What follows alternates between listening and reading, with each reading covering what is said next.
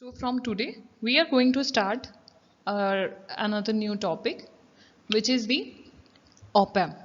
And op-amp बहुत important है because ये बहुत ज़्यादा यूज़ होता है आपके कोई भी जो हम आईसी चिप्स देखते हैं, कोई भी सर्किट देखते हैं ना, मेनली आपके op-amp बहुत ज़्यादा यूज़ होती है क्योंकि ये एक सिंगल डिवाइस है, सिंगल चिप है जो बहुत लो प्राइस है और इससे आप बहुत ज़्यादा काम कर सकते हो. So let us start. So what we are going to start? We are going to start a new topic which is operational amplifier. So let me first tell you why the name of this is like operational amplifier.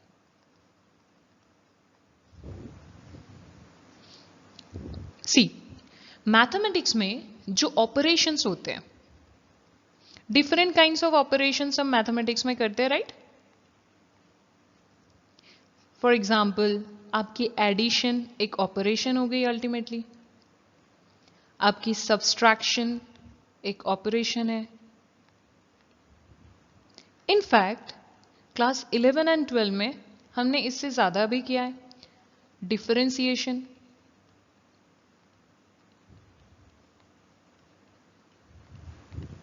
हमने और क्या किया है? Integration किया है. तो that means in fact हमने multiplication भी किया है.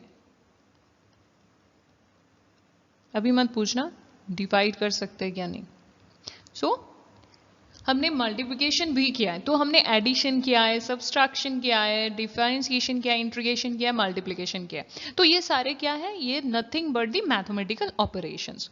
फॉर ये जो हम एम्पलीफायर यूज करेंगे, ये जो हम एम्पलीफायर बनाएंगे, ये क्या करता है? ये सारे जो यहाँ पे आपको मैथमेटिकल ऑपरेशंस दिखाई दे रहा है, वो सारे ऑपरेशंस परफॉर्म कर सकता है. फाइन.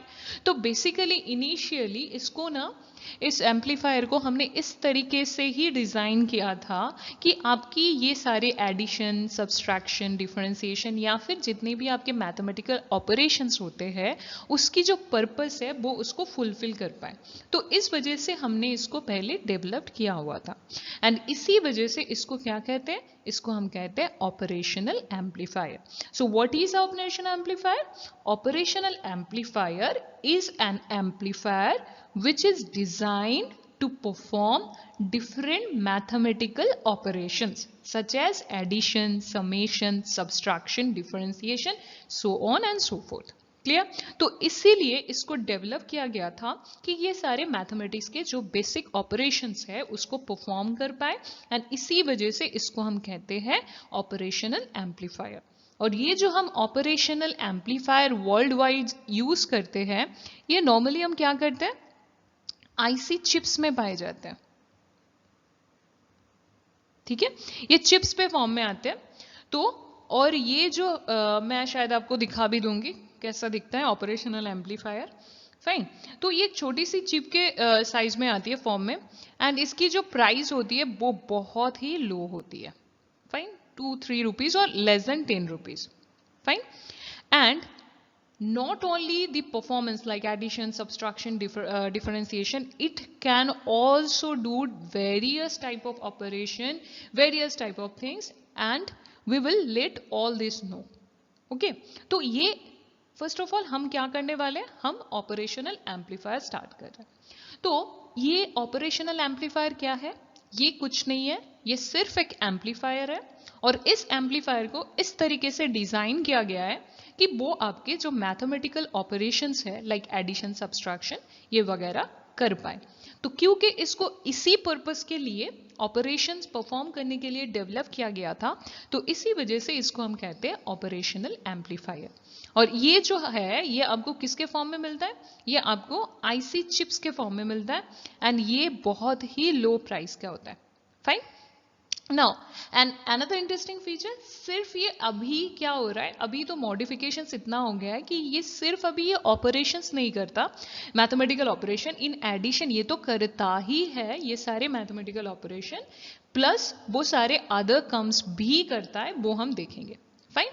तो let us talk about the features of this operational amplifier, और इसको ना हम ऐसे भी लिख सकते हैं OPAMP. OP stands for operation, AMP stand for amplifier. और ये जरूरी नहीं है, बट जो फेयर चाइल्ड जो इंडस्ट्री है, उस इंडस्ट्री ने, ये USA बेस्ड एक कंपनी है, इस कंपनी ने सबसे पहले ऑप एम्प को डेवलप किया था and it was developed in 1965. Fine. And then it was last modified in 1968. Fine. तो अभी देख लेते हैं what are the basic features of this operational amplifier. तो ये ऑपरेशनल जो एम्पलीफायर है, इसके फीचर्स क्या क्या होते हैं.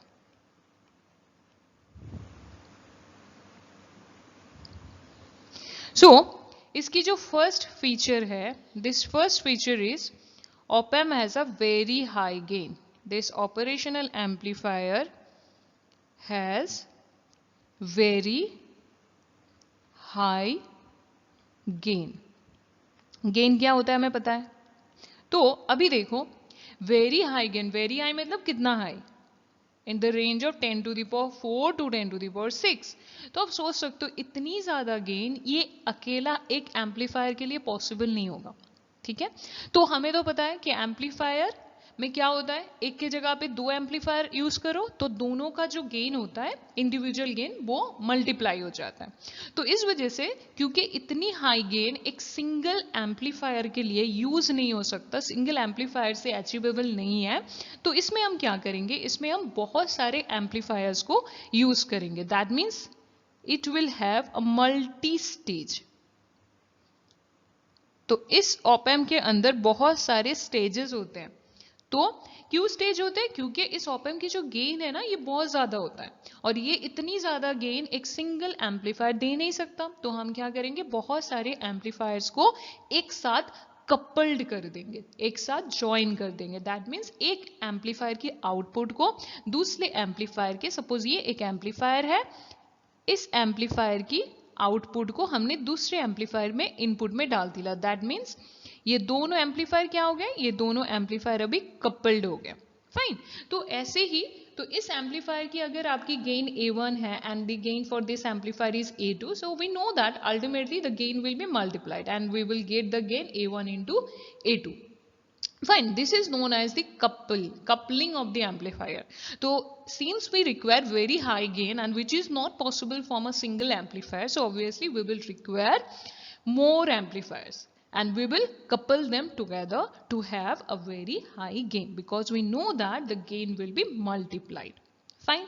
And since we are using a number of amplifiers, so it will have a multi-stage. Op amp के अंदर बहुत सारे स्टेजेस होते हैं, एक स्टेज में वो बनता नहीं है, बहुत सारे ऐसे एक दो करके स्टेजेस को हम यूज करते हैं.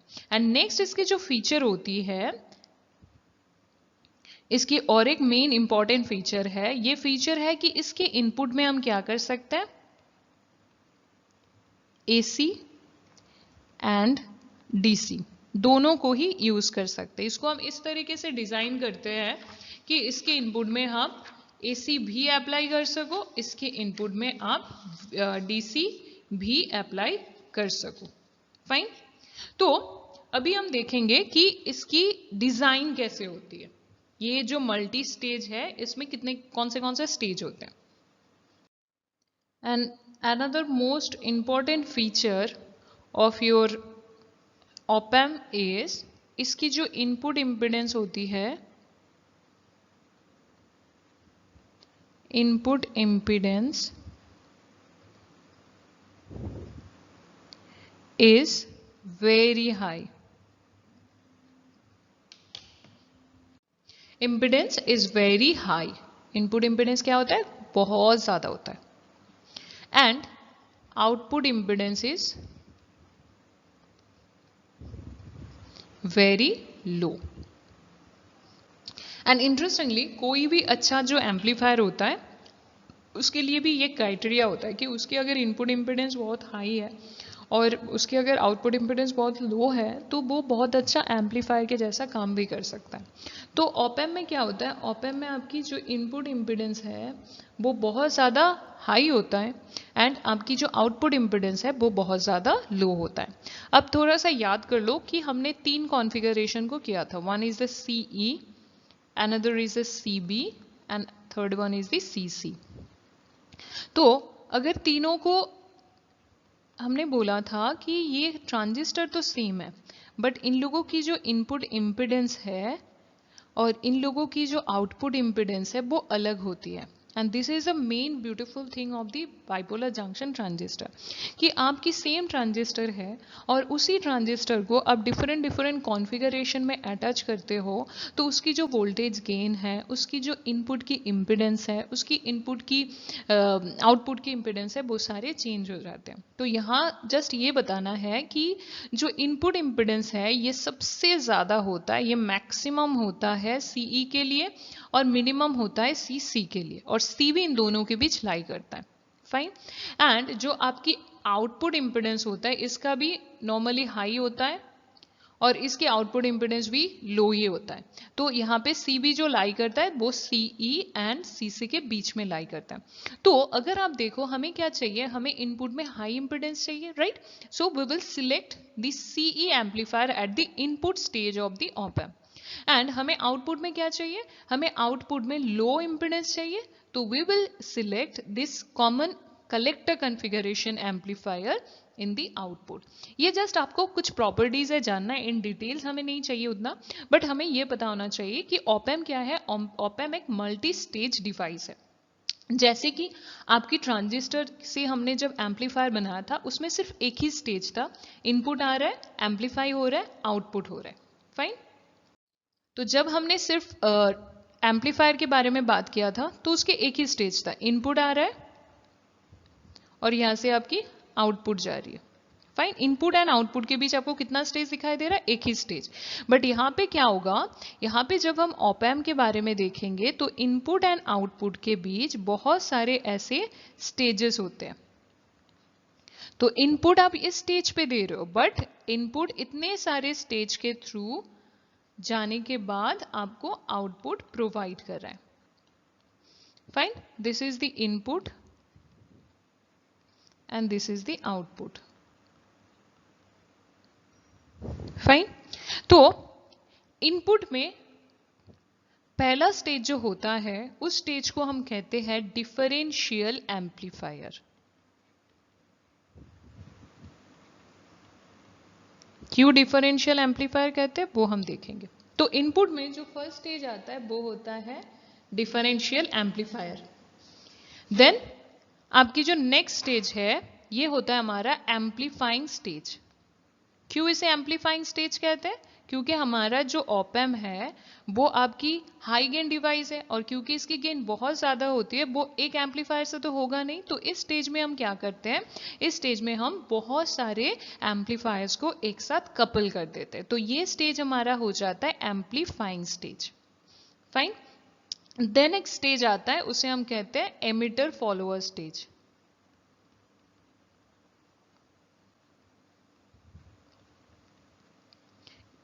इस स्टेज में हम कौन सा यूज करेंगे, इस स्टेज में हम कॉमन कलेक्टर कॉन्फ़िगरेशन की जो ट्रांजिस्टर होती है उसको यूज करेंगे, क्योंकि ये आपकी जस्ट आउटपुट की पहली वाली स्टेज है और आउटपुट में हमें क्या चाहिए, आउटपुट में हमें जो इम्पिडेंस है वो मिनिमम चाहिए और इम्पिडेंस लो सबसे किसका होता है, सीसी कॉन्फ़िगरेशन का। सीसी कॉन्फ़िगरेशन को हम एमिटर फॉलोअर कॉन्फ़िगरेशन भी कहते हैं।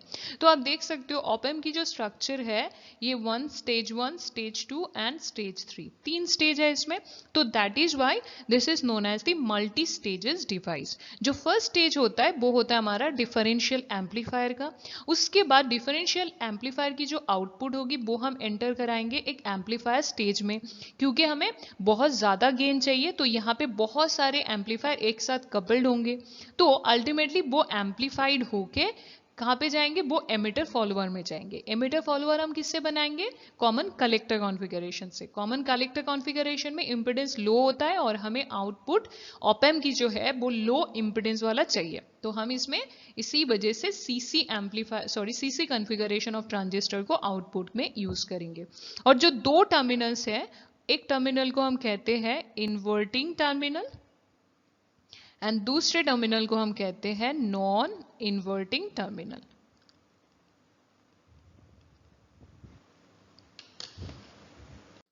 First we will start with the differential amplifier stage. जो हमारी डिफरेंशियल एम्पलीफायर स्टेज है, this is the first stage.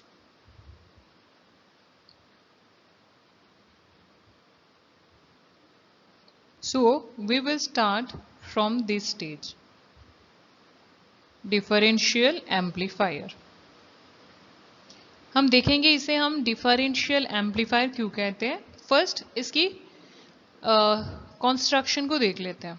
तो डिफरेंशियल एम्पलीफायर क्या होता है? डिफरेंशियल एम्पलीफायर हमारी ऑप-एम्प की फर्स्ट स्टेज होती है। तो सपोज ये हमारी डिफरेंशियल एम्पलीफायर है, ये उसके आउटपुट है और जो दोनों इनपुट्स हैं ये है। फाइन, दो इनपुट्स होते हैं, one is the non inverting input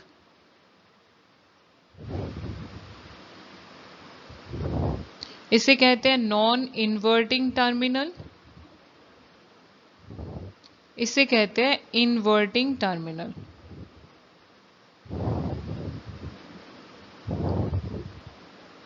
fine, तो पहले देख लेते हैं इसे हम डिफरेंशियल एम्पलीफायर क्यों कहते हैं। इसे डिफरेंशियल एम्पलीफायर हम इसलिए कहते हैं कि इसकी जो आउटपुट है वो क्या होता है?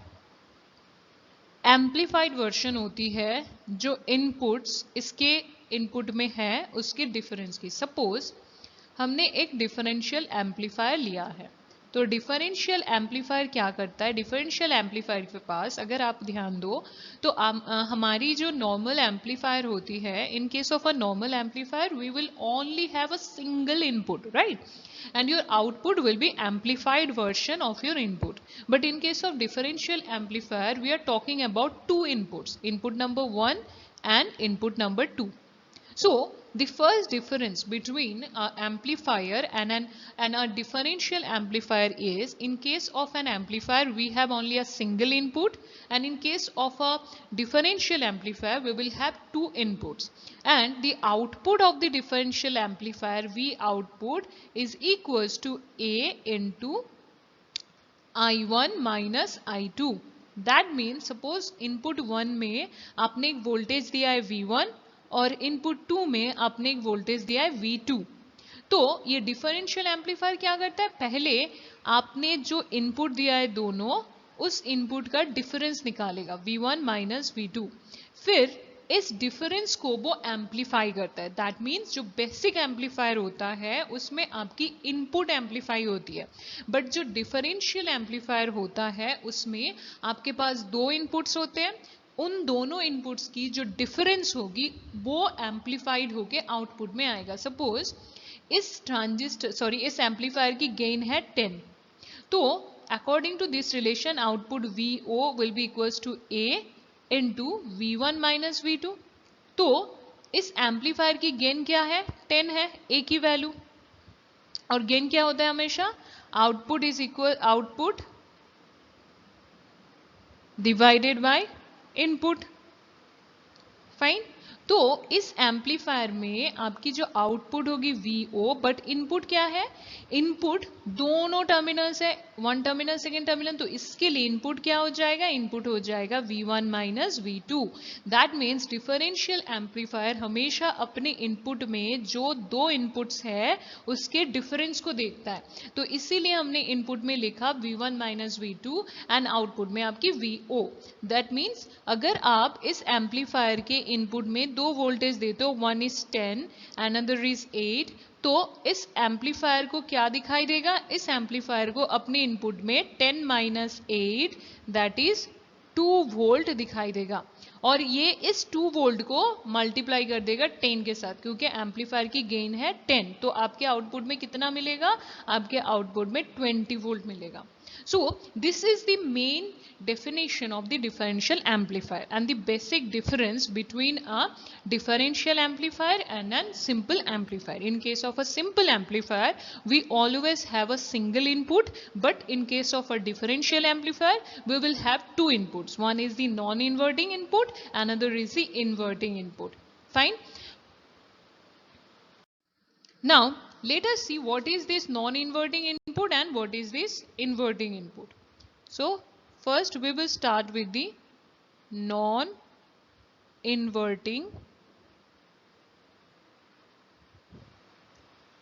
input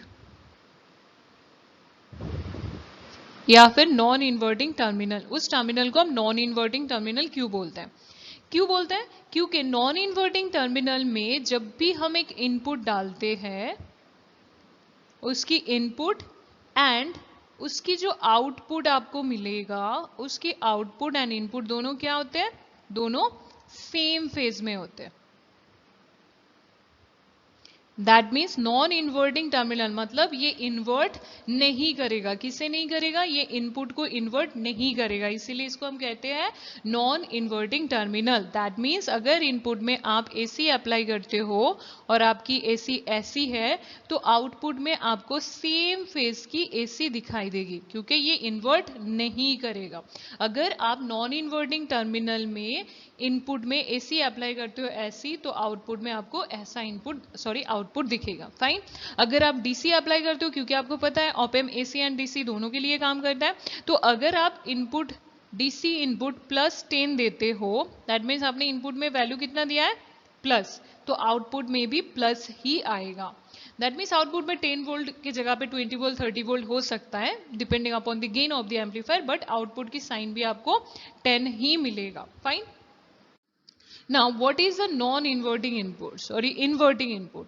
सिमिलर है, जैसे कि आपके नॉन इन्वर्टिंग इनपुट में input and output same phase में होता है जब हम इनपुट में एसी को अप्लाई करते हैं, वैसे ही इन्वर्टिंग मतलब जो इनपुट में है वो इन्वर्ट हो जाएगा आउटपुट में. दैट मीन्स अगर हम इन्वर्टिंग टर्मिनल में कोई भी इनपुट अगर वो एसी है अप्लाई करें, तो आउटपुट में हमें इन्वर्ट किया हुआ आउटपुट मिलेगा. अगर ये आपकी इनपुट है तो आउटपुट में आपको ये मिलेगा. फाइन.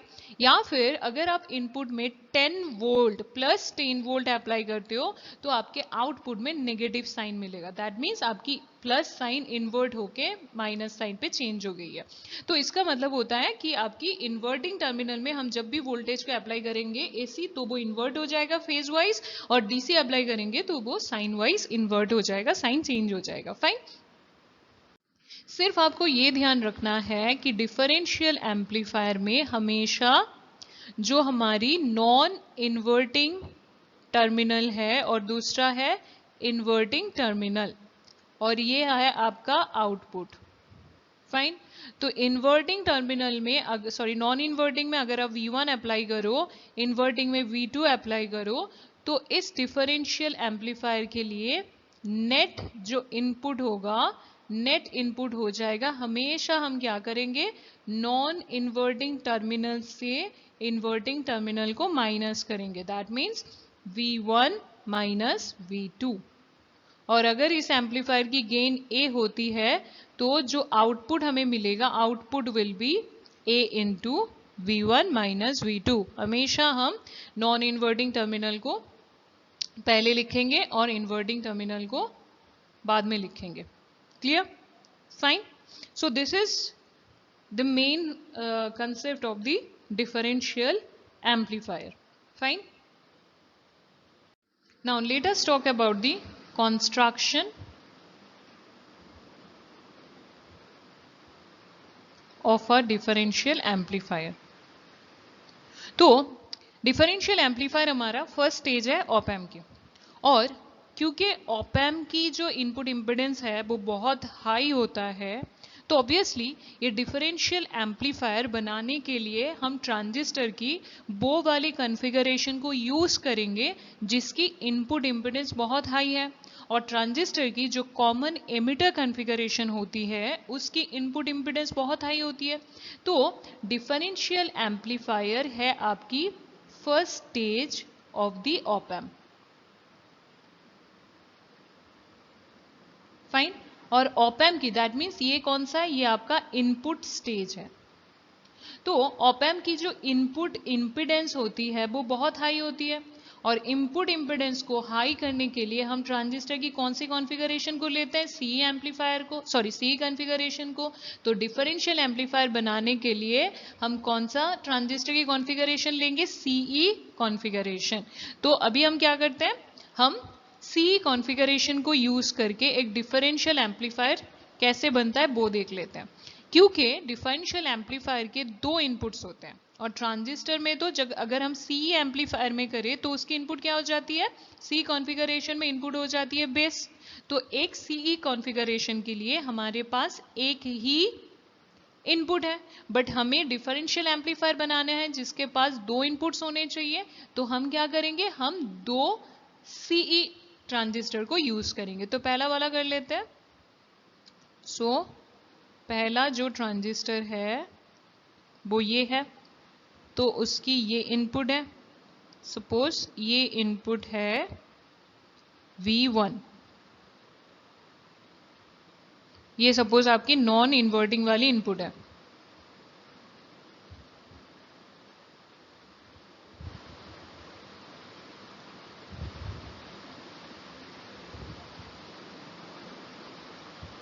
फाइन। फिर ये जो है ये हमारा कौन सा टर्मिनल होता है, ऊपर जो जाता है वो RC होता है, जिसे हम लोड भी कहते हैं। कलेक्टर तो ऊपर चला जाएगा। फिर यहाँ पे हम दूसरी ट्रांजिस्टर यूज करेंगे जो भी आपकी कॉमन एमिटर कॉन्फ़िगरेशन में ही होगा। फाइन। तो कॉमन एमिटर कॉन्फ़िगरेशन में ये सपोज आपको इन्वर्टिंग वाला इनपुट दे रहा है, सपोज ये है हमारा इन्वर्टिंग टर्मिनल, और दोनों के लिए हमने एक ही रेजिस्टेंस को रखा है, वो रेजिस्टेंस है RE। नीचे आपकी तो एमिटर टर्मिनल आएगा, तो इसके लिए भी दोनों ट्रांजिस्टर के लिए this is transistor 1, suppose this is Q1 and this is Q2, दोनों के लिए हमने सेम रेजिस्टेंस एमिटर के लिए रखा है, और दोनों को लिए वोल्टेज चाहिए वो है आपकी प्लस VCC, ये ऊपर देके रखा है। ठीक है। तो ये ट्रांजिस्टर 1 के लिए सपोज ये RC1 है, ये RC2 है। फाइन। और ये ट्रांजिस्टर 1 की बेस करंट है, तो सपोज दिस इज IB1। ये ट्रांजिस्टर 2 की बेस करंट है, दिस इज IB2। फाइन। तो ये होती है हमारी डिफरेंशियल एम्पलीफायर की कंस्ट्रक्शन। एक terminal, suppose this is the non inverting terminal and this gives us the inverting terminal. Fine. और जब हम आउटपुट में देखेंगे, suppose this output is VO1 and this output is VO2, तो हम क्या करेंगे, इसकी नेट आउटपुट को देखेंगे। ठीक है। जिसमें जो भी अप्लाई करेंगे अल्टीमेटली हम नेट आउटपुट को देखेंगे, नेट आउटपुट कितना हो रहा है। फाइन। तो नॉर्मली क्या होना चाहिए, नॉर्मली आप देखो जो हमारी इनपुट टर्मिनल की नॉन इन्वर्टिंग की अगर वोल्टेज V1 है, इन्वर्टिंग की अगर वोल्टेज V2 है, तो नेट इनपुट क्या होना चाहिए, V1 माइनस V2।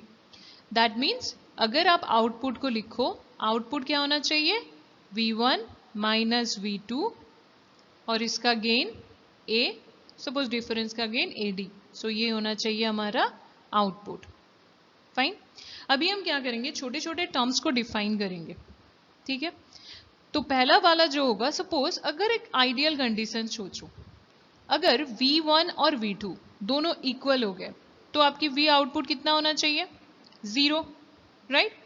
बट 0 नहीं होता।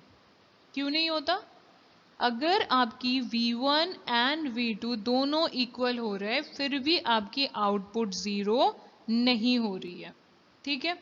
और ये जो आपकी, तो जब ऐसा सिचुएशन होता है आपकी दोनों इनपुट टर्मिनल जो है वो दोनों इक्वल है, तो आइडियली इस इक्वेशन से हमारे डिफरेंशियल एम्पलीफायर की आउटपुट क्या हो जानी चाहिए थी, 0 हो जानी थी। बट ये कौन सा कंडीशन है, ये हमारा आइडियल कंडीशन है। अगर हम प्रैक्टिकली देखें, प्रैक्टिकल में क्या होता है, प्रैक्टिकल में ये आउटपुट 0 नहीं होता है। क्यों नहीं होता है मैं बता रही हूँ। तो ये प्रैक्टिकली 0 नहीं होता है, फाइन। और क्योंकि ये प्रैक्टिकली 0 नहीं होता है, तो हमें क्या करना है, जब भी हम कोई भी एक्सपेरिमेंट स्टार्ट करेंगे तो ऑब्वियसली आपके आउटपुट पहले क्या हो जाना चाहिए, 0 हो जाना चाहिए, तभी हम एक्सपेरिमेंट को स्टार्ट कर पाएंगे, राइट। तो हमें क्या करना होगा, क्योंकि आइडियली आउटपुट को 0 होना था, आइडियली आउटपुट को 0 होना था, क्योंकि हमने यहाँ पे 5 डाला हुआ है, बट ये आइडियल सिचुएशन है। बट प्रैक्टिकली क्या होता है, प्रैक्टिकली हमारा जो आउटपुट है वो 0 के जगह पे सपोज +2 वोल्ट है, ठीक है। तो क्योंकि आपने +2 वोल्ट आपको आउटपुट में दिखाई दे रहा है, तो आपको क्या करना होगा, इनपुट में कुछ वोल्टेज देके, जब सब फॉर एग्जांपल -2 हमने वोल्टेज अप्लाई किया कि आपके आउटपुट क्या हो जाए, 0 हो जाए। ये जो हम वोल्टेज इनपुट पे अप्लाई करेंगे आउटपुट को 0 करने के लिए, इसको हम कहते हैं इनपुट ऑफसेट वोल्टेज।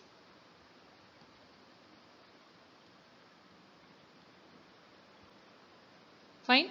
तो इनपुट ऑफसेट वोल्टेज क्या हो रहा है कि आइडियली क्या होना चाहिए था, अगर दोनों इनपुट्स आपकी इक्वल है, आइडियल ऑप एम्प की जो डिफरेंशियल एम्पलीफायर है उसके आउटपुट को 0 होना चाहिए था, बट उसके आउटपुट 0 नहीं होता due to some mismatch between the two transistor. जो दो ट्रांजिस्टर हम यूज करते हैं उसकी मिसमैच की वजह से आउटपुट 0 नहीं होता। तो अगर उस आउटपुट को हमें 0 करना है तो हमें क्या करना होगा, आउटपुट में जितना वोल्टेज आपको मिला है उसको एडजस्ट करना होगा इनपुट में, इस तरीके से एडजस्ट करना होगा, इनपुट में एक वोल्टेज देना होगा, इस तरीके से देना होगा कि आपके आउटपुट 0 हो जाए। तो हम इनपुट में जो एक्स्ट्रा वोल्टेज अप्लाई करेंगे आउटपुट को 0 करने के लिए, इसे हम कहेंगे इनपुट ऑफसेट वोल्टेज। तो इनपुट ऑफसेट वोल्टेज क्या होता है, इनपुट ऑफसेट वोल्टेज होता है if the output of A differential amplifier is not 0 when its two inputs are equal, then the voltage applied at the input terminal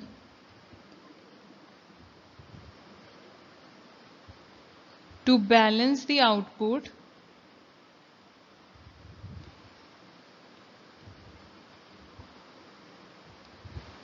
is known as input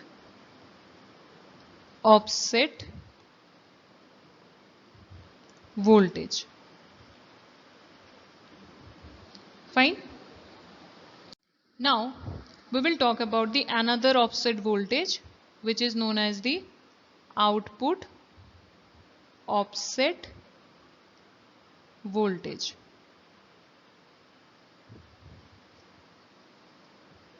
suppose हमने दोनों input को 0 कर दिया, suppose V1 भी 0 कर दिया, V2 भी 0 कर दिया, दैट मीन्स हमने दोनों इनपुट्स को क्या कर दिया, 0 करने का मतलब क्या होता है, हमने ग्राउंड कर दिया। फिर भी आपके आइडियली क्या होना चाहिए, V आउटपुट